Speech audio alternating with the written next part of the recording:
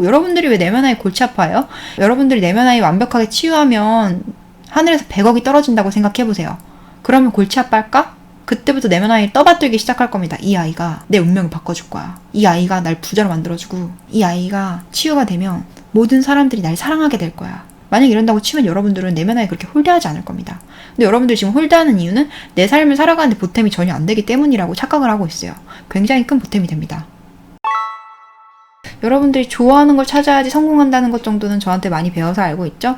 어떤 일을 하든 간에 굉장히 힘들고 많은 열정 포인트가 필요한데 그 열정 포인트는 결국에 자기가 좋아하는 거에서만 발생을 하기 때문에 좋아하는 걸 찾는 게 중요한데, 여러분들이 좋아한다는 것 자체를 느끼고 찾아내고 발굴하는 거가 부자연스럽게 느껴질 정도로 망가진 상태라면 그렇게 살기가 힘들어요. 그러니까 결국에 내면 아이를 치유하지 않아서 이것도 발생하는 페널티입니다. 근데 내가 천진난만한 마음도 회복하고 창의성도 회복하고 내가 어떤 걸 좋아하는지 이런 감각도 회복되기 시작하고 그런 것들을 좋아해서 마구잡이로 그냥 즉흥적으로 걱정 없이 해보는 그런 아이 특유의 그런 도전적이고 열정적이고 천진난만하고 그런 불조절 같은 마인드가 회복이 되면 굉장히 여러분들의 꿈을 찾고 꿈을 이루고 뜻을 실현시키는 데에 큰 보탬이 된다는 거죠, 이 아이들이.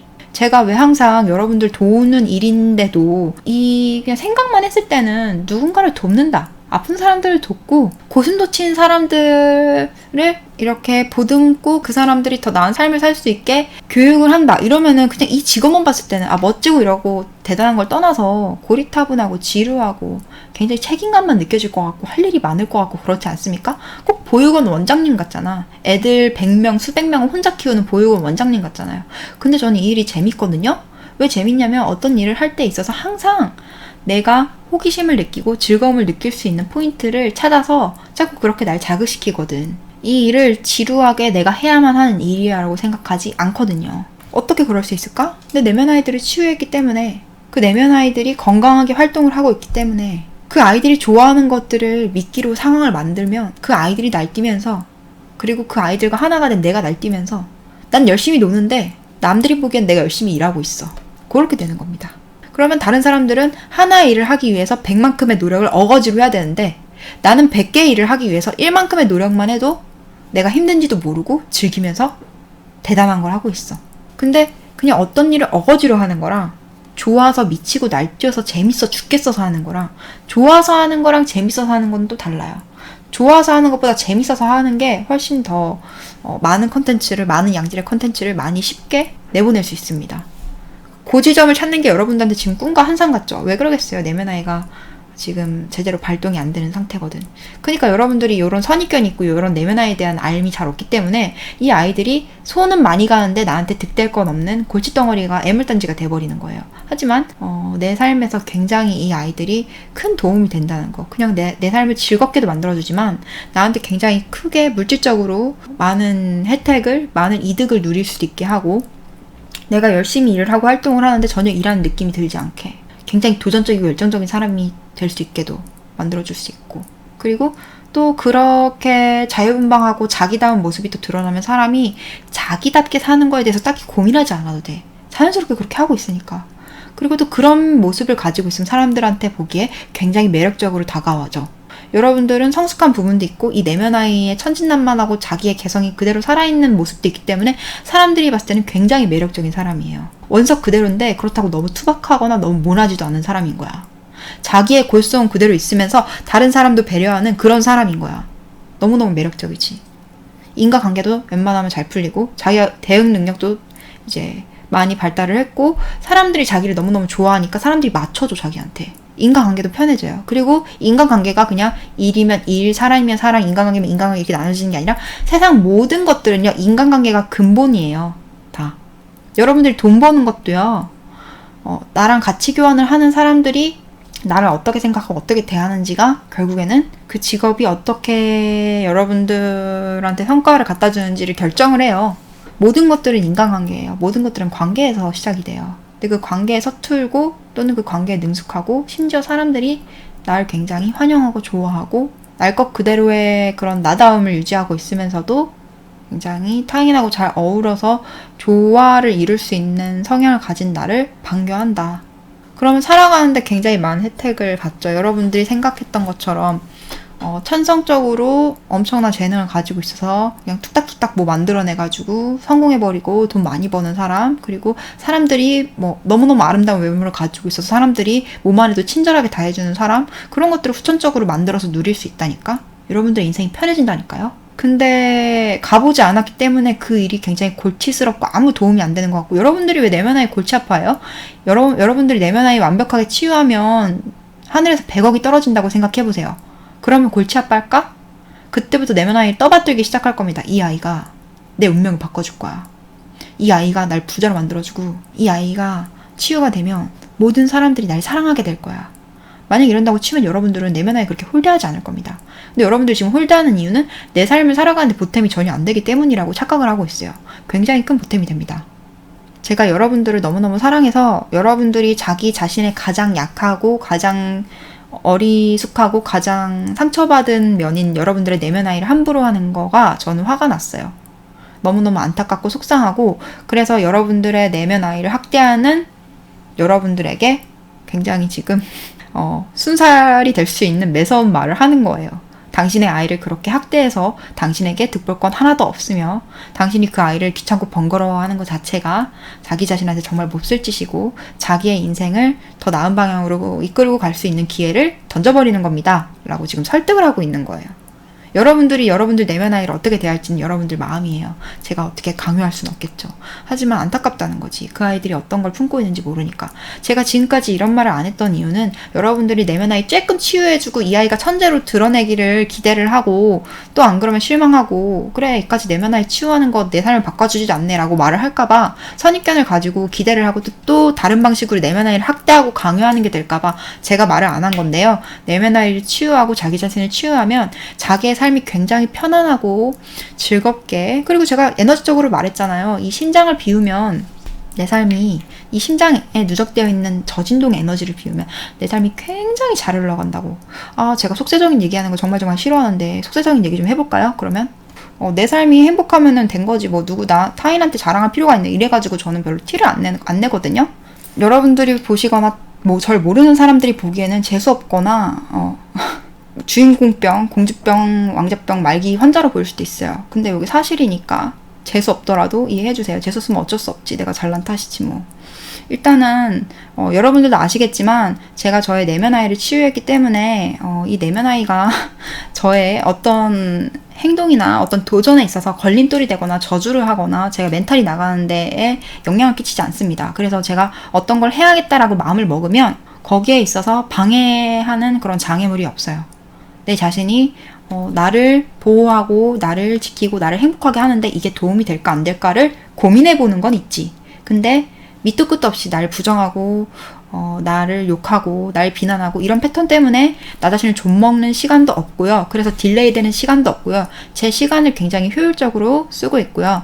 제가 제 자신을 학대하거나 혐오하거나 비난하는 패턴이 없기 때문에 제가 솔직히 제 외모가 세상에서 제일 가는 미인은 아니지 않습니까? 근데 저는 제 스스로 생각하기에 내 얼굴이 세상에서 제일 예쁘다고 생각을 하고 있습니다. 내가 심지어 내 외모가 완벽하고 내 육체가 완벽하지 않더라도 저는 제 몸이 세상에서 가장 사랑스럽고요. 내 몸이 뚱뚱하든 날씬하든 내 몸을 세상에서 가장 아름답게 생각을 하고 있고요. 누군가가 날 봤을 때 저 사람 몸매가 완벽하지 않네? 라고 생각하든 말든 신경 쓰지 않습니다. 그리고 그 사람들이 그렇게 행동을 하면 저는 무례하다고 화를 낼 거예요. 당신이 뭔데 나한테 함부로 그렇게 말을 해요? 속으로 생각하시든가 나한테 왜 그런 식으로 행동하는데요? 무례한 겁니다. 라고 말을 할 정도로 내 자신에 대한 확신이 있고 저는 제 자신을 있는 그대로의 모습으로 가장 아름답고 가장 완벽하게 생각을 하고 있어요. 그러다 보니까 다른 사람들이 보기엔 내가 너무 당당하니까 나한테 함부로 하지도 못해. 저 사람은 심지어 다른 사람들의 조건에서 봤을 때 완벽하지 않은 부분이 있을지라도 저 사람 자체가 결핍감에 시달리고 있지 않고 그것들이 그대로 다른 사람한테 느껴지기 때문에 왠지 저 사람을 판단할 때는 다른 사람이랑 다른 기준으로 판단하게 돼. 다른 연예인을 볼 때는 허리가 몇 인치인지를 보게 되고 얼마나 얼굴이 갸름한지 콧대가 얼마나 높은지를 보게 되는데 왠지 모르게 이 사람은 있는 그대로 인정하게 돼. 왜냐면 이 사람이 너무너무 당당하고 자기 자신을 사랑하고 존중하는 게 풍겨져 나오거든. 이 사람한테 왠지 함부로 대할 수가 없어. 그리고 이 사람은 왠지 굉장히 아름다운 것 같아. 심지어 어떤 분들은 좀 예리한 분들은 외모나 이런 게 완벽한 게 아닌데 왜 이렇게 아름다워 보이지? 라고 의문을 품지만 무딘 분들은 의문조차도 안 품어요. 그냥 굉장히 아름다운 사람이라고 생각을 해버려. 심지어 가끔 뭐가 삐뚤어져가지고 나한테 지적하는 사람이 있으면 내가 혼내주면 그만이야. 네가 뭔데 소중한 나한테 그렇게 무례를 끼칩니까? 당신 굉장히 무례한 사람이군요. 상대하고 싶지 않네요. 또는 사과하세요. 이렇게 되는데 요 정도로 자기 중심이 잡힌 사람한테는 본능적으로 느끼기 때문에 함부로 시비를 걸거나 함부로 외모 평가를 하거나 함부로 다른 어떤 편견에 의해서 그 사람 판단 내리지 않습니다. 일단은 그것부터 하나 얘기를 한 거예요. 두 번째로 내가 요렇게 내 있는 그대로의 모습을 사랑하고 요대로 행동을 하니까 사람들이 굉장히 거기서 큰 매력을 느낍니다. 왜냐하면 본능적으로 내가 날 소중하게 여기고 내가 날 너무너무 사랑하다 보니까 다른 사람들도 그냥 아무 생각 없이 에너지 흐름대로 자기의 마음과 에너지를 통제하지 못하는 사람은요 다른 사람이 만들어낸 흐름에 따라 삽니다. 분위기에 따라서. 그러면 내가 날 너무너무 사랑해. 이 공간에 나에 대한 사랑이 가득 차 있고 내가 사랑을 방사해. 그럼 사람들은 사랑이 고파서 나한테 붙거나 내가 날 사랑하는 그 분위기에 휩쓸려서 나를 사랑하게 됩니다. 그리고 사람은 원래 아름다운 걸 좋아해요. 모든 생명은 아름다운 걸 좋아해요. 여러분들은 가끔 이렇게 외모지상주의나 이런 것들이 안 좋다고 견제할 수 있겠지만 여러분들이 아름다운 자연 풍광을 보면서 감탄하지 않습니까? 정말 절경이다. 근데 왜 사람의 얼굴을 보면서 사람의 아름다운 내면을 보면서는 감탄하는 게 왜 찔려요? 그거는 일종의 어떻게 보면은 오해와 편견이 만들어내는 하나의 그런 잘못된 습관이죠. 외모는 그 일부 중에 하나여서 전체로 평가될 수는 없겠지만 어쨌든 외모도 아름다운 중에 하나인데 그 아름다움에 홀리는 거를 미성숙한 거라고 봐요. 그 아름다움만 추앙하면 안 되겠지. 근데 그것도 하나의 일부분이기 때문에 어쨌든 간에 모든 생명들은 아름다운 걸 좋아해요. 본능적으로. 근데 내가 내면에서 굉장히 날 사랑하고 있고 그 사랑하는 에너지 자체가 굉장히 고진동 에너지고 그런 것들이 모든 존재들한테는 가장 아름다운 에너지로 느껴집니다. 그러면은 타인이 봤을 때 이 존재는 그냥 아름답게 느껴지는 거예요. 그리고 아름다운 존재니까 같이 있고 싶고 닮아가고 싶고 친해지고 싶고 뭐 그런 거죠. 근데 심지어 이 존재가 자기 자신이 사랑으로 차올라 있으니까 다른 사람한테 막 나눠주고 싶어하는 이 욕구도 들어요. 여러분들이 일순간 정화를 하다가 내 마음이 사랑으로 차오르면 이게 흘러넘치는 때가 느껴지거든요. 그러면 다른 사람한테 갑자기 친절해지고 싶고 우리 엄마 아빠한테 내 가족들한테 친구한테 사랑 표현을 하고 싶고 내 마음이 갑자기 아량이 확 넓어지고 막 이러는 체험을 겪을 건데 그게 내 마음의 심장센터가 확장이 되면서 그 확장된 공간에 사랑 에너지가 가득 찼기 때문입니다. 그런 식으로 자꾸만 내 마음이 성장을 해서 탁기를 뱉어내고 그 빈자리에 사랑을 채우면 내가 의도하지 않아도 자꾸만 너그러운 사람이 되고 다른 사람들을 나만큼 사랑하게 돼요. 나보다는 아니지만 나만큼 사랑하게 된다고.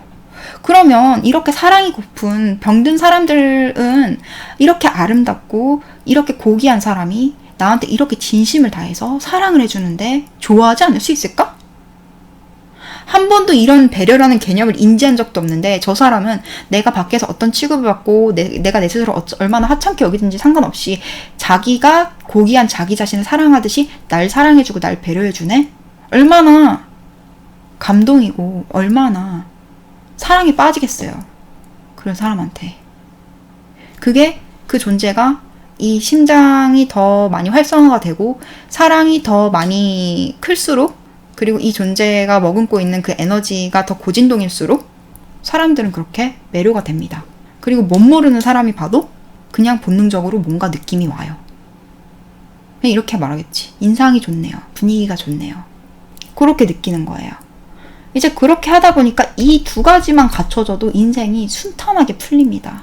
왜냐면 내가 일을 가질 때도 직장 생활을 하든 아니면은 뭐 어디 가서 사람 상대하는 일을 하든 프리랜서를 하든 유튜브를 하든 뭘 하든 사람들이 나를 보고 나와 등가 교환을 하는 과정이에요.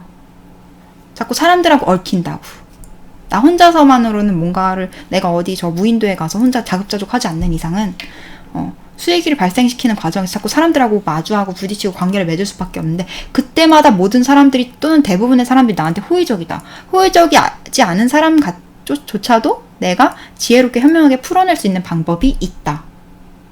그러면 세상 모든 사람들이 내 편이고 최소한 나를 싫어하지는 않는다면 대부분은 나를 좋아한다면 그래서 그 사람들이 자발적으로 나한테 협조해주고 자발적으로 나와 뜻을 함께 해준다면 뭐가 어려울까요?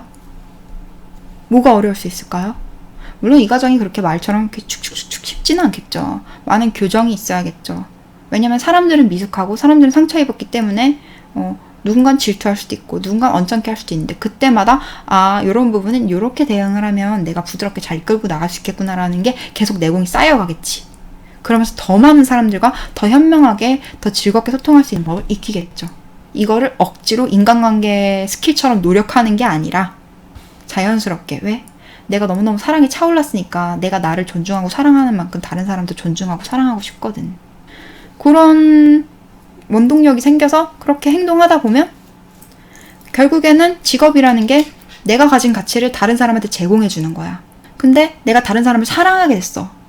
그 사랑하는 사람한테 좋은 가치를 제공해 주고 싶다는 마음에 열심히 내가 뭔가를 만들어서 제공을 하면 좋은 가치의 컨텐츠를 만들게 되고, 그게 직장 생활이든 프리랜서가 뭐 창작을 한 거든 예술가가 뭘 한 거든 뭐가 됐든 간에, 그러면 그게 당연히 타인에 대한 관심에서 비롯된 가치 창출이기 때문에 타인들이 좋아합니다. 나 혼자 좋아서 만든 거는 호응을 못 받을 수 있는데, 그러면 호응도 받지? 근데 또 이 사람들 사랑하는 마음에서 정말 큰 가치를 줬어. 내가 줄 수 있는 가치 중에 가장 큰 걸 줬어. 그러면은 그 값을 얼마나 또 잘 매겨주겠습니까? 그럼 세상에 있는 사람들을 사랑해서 내가 가장 가지고 있는 가장 좋은 것들을 사람들한테 나눠주고 싶어라는 마음으로 같이 공유를 하다 보면 내 일이 자리 잡게 되고, 내가 더 많은 사람들한테 알려지게 되고, 당연히 금전적으로도 풍족하게 되고, 인간관계에서 날 발목 잡거나 내가 내 자신을 발목 잡을 일도 없게 되겠죠. 그리고 내가 내 일을 하는데도 즐거울 수밖에 없는 게, 내가 사람들도 사랑하고 세상도 사랑하지만 내 자신을 제일 사랑해. 그렇기 때문에 매 순간 항상 고민해. 어떻게 하면 나를 지금보다 더 행복하게 해줄 수 있을까? 어떻게 하면 지금도 행복하지만 지금보다 더 큰 행복과 더 큰 즐거움을 누릴 수 있게 해줄까? 이걸 계속 고민하게 됩니다. 여러분들이 살면서 한 번쯤은 사랑에 빠져봤을 거예요. 그게 얕은 사랑이든 뭐든, 아이돌 덕질을 한다던가, 아니면은 뭐 연인이 있다던가, 아니면 자기가 아기를 낳아서 키운다던가, 아니면 뭐 귀여운 강아지나 고양이라던가, 그런 존재하고 사랑에 폴인러브에 빠졌을 때, 그 최초의 순간에 가장 사랑에 빠졌을 때는 여러분들이 이 사랑하는 존재를 위해서 뭐든지 가장 최고의 것을 해주고 싶다는 마음이 들었을 거예요. 그게 매 순간 든다니까? 사랑으로 깨어나게 되면. 그래서 계속해서 내가 계속 즐거운 지점과 계속 행복한 지점을 찾다 보면 결국에는 내가 즐겁고 행복한 지점을 발견하게 되고, 그걸 키워나가게 되고, 그러면 계속해서 날 사랑으로 키워내기 때문에 내 능력치도 계속 쌓이고, 그리고 사람은 타고난 재능이 한 개가 아니라 여러 개가 있거든요. 근데 그 방법을 몰라서, 찾는 방법도 모르고, 수고스러움을 감수하지도 않고, 위험 부담을 감수하지도 않고, 그리고 성의가 없어서 못 찾는 거예요. 근데 사랑하는 자기 자신을 위해서 이 정도의 시행착오 얼마든지 감수할 수 있어. 그리고 유익 있게 정성을 다해서 관찰을 해, 분석을 해, 계속 찾게 돼요. 찾게 되는데 그걸 찾는 데서 끝나는 게 아니라 또 키워줘. 근데다가 내가 다른 사람들을 사랑하고 그 사람들한테 좋은 가치를 전달하고 싶은 마음이 있어. 상업성은 이미 끝났어. 재능 발굴했다. 상업성까지 됐다. 그냥 나는 내가 하고 싶은 대로 마음껏 하면 사람들한테 더 많은 사랑도 받고, 나를 더 나답게 살 수도 있고, 당연히 물질적으로도 풍요로워지고, 인생에서 걱정도 사라지고, 뭐 이렇게 흘러갑니다. 사랑하는 나를 존중해주지 않는 사람과 맞짱도 뜨고 다이다이도 뜨고 교정도 하고, 그러다가 점차 또 현명한 방식으로 싸우지 않고서 교정할 수 있는 방법도 익히게 되고, 그러면 내 인생에서 또 누군가의 트러블마다 싸우고 충격받고 멘탈 털리고 다시 치유하는 그런 복잡한 과정 다시 거칠 필요도 없어. 얼마나 편해요.